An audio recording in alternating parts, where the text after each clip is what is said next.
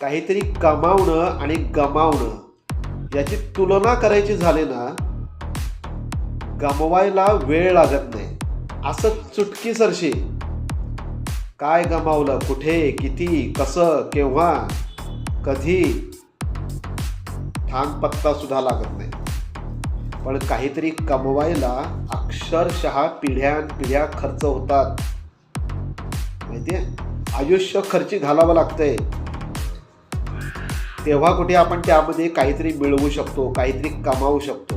मग तो पैसा, प्रतिष्ठा, मान, मर्यादा, चारित्र्य, वेळ, विश्वास इत्यादी इत्यादी काही असेल. मग त्यामुळे जे आधीच्या पिढीनं कमावलेलं आहे किंवा आपण जे कमावलेलं असू ते राखा, ते जतन करायला शिका, त्याचं महत्त्व ओळखायला शिका आणि आहे त्याच्यामध्ये भर घालायला शिका.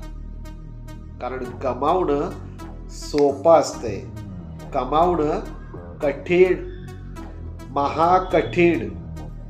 विचार करा.